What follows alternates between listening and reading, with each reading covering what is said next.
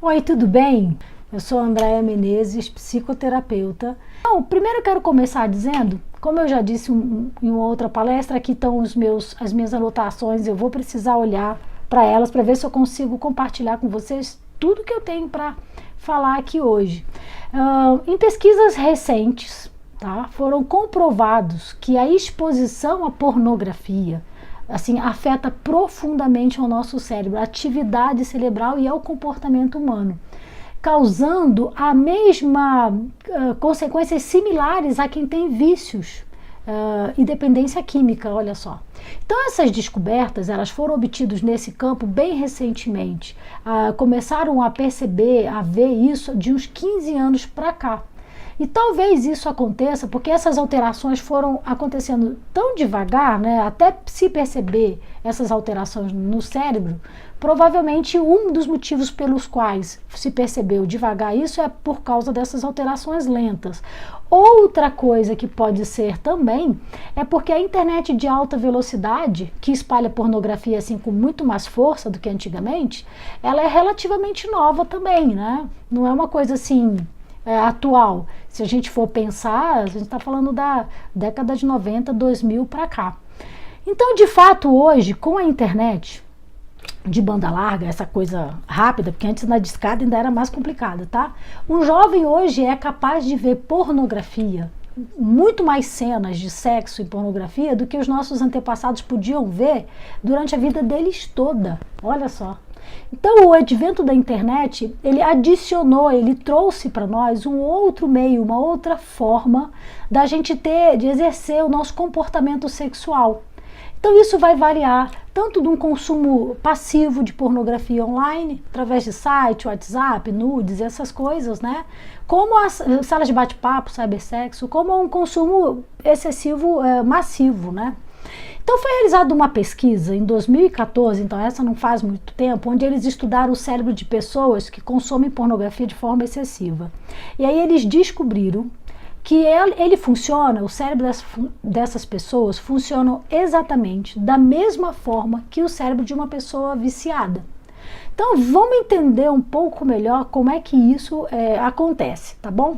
Então o nosso cérebro, ele é basicamente o mesmo cérebro que tinha os nossos ancestrais.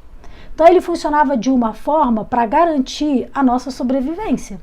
Então pensa, por exemplo, no chamado homem das cavernas. Então ele tinha que caçar e levava tempo, não era assim que ele estava com fome, procurava comida e já achava uma coisinha ali. Ele levava tempo, tinha que caçar para poder se alimentar, para encontrar algo e para poder saciar aquela necessidade de fome. Então quando ele finalmente podia desfrutar de uma refeição, era quando ele se sentia recompensado por isso. Então na base do seu cérebro, né, no caso dele e do nosso, a gente tem um neurotransmissor chamado dopamina. Você já deve ter ouvido falar da dopamina. E ele é liberado dando uma sensação de prazer e satisfação no nosso corpo, no nosso organismo. Esse mecanismo, né, onde funciona a dopamina, ele é chamado de circuito de recompensa.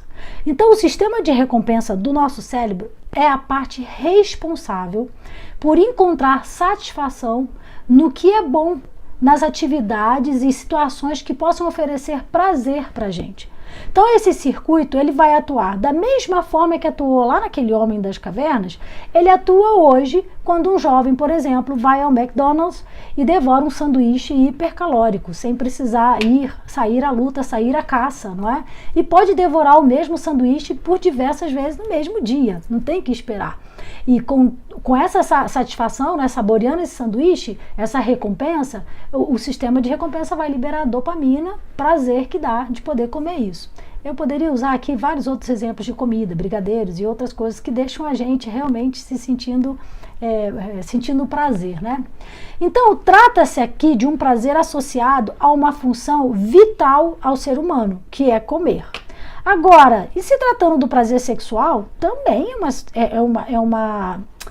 é uma função vital, tá certo? Por quê? Porque está associado a uma função humana vital que é a da perpetuação da espécie. Então, a carga de dopamina, e isso tem que ficar claro, que uma comida vai lançar no nosso cérebro não é a mesma né, em proporção do que uma relação sexual. É claro que uma relação sexual vai lançar uma carga muito maior, né, muito maior do que uma refeição. Então, assim, as pessoas elas vão ser capazes de desenvolver um verdadeiro vício a respeito de algumas coisas, por causa das substâncias que tem no nosso cérebro. Por isso que algumas pessoas, por exemplo, são amantes de comida. Então, amantes de comida que são capazes de comer, chegando a ter problemas de obesidade. Agora, o que a gente pode dizer, então, da compulsividade a respeito do sexo virtual? Se com a comida é fácil, né, que libera pouca dopamina, é fácil já a gente ficar viciado, né? Imagina numa questão que promove um prazer sexual cuja quantidade de dopamina liberada é muito maior. Para pensar, tá bom? Na nossa caçada virtual aí, né, quando a gente vai procurando as coisas dentro da internet, isso exige muito menos esforço para ganhar uma recompensa do que exigiria se fosse na vida natural. Então, a cada clique, a cada janela que você abre, a cada vídeo que você assiste, uma alta quantidade de dopamina é jogada no cérebro. E aí, quanto mais você consome, mais você quer consumir.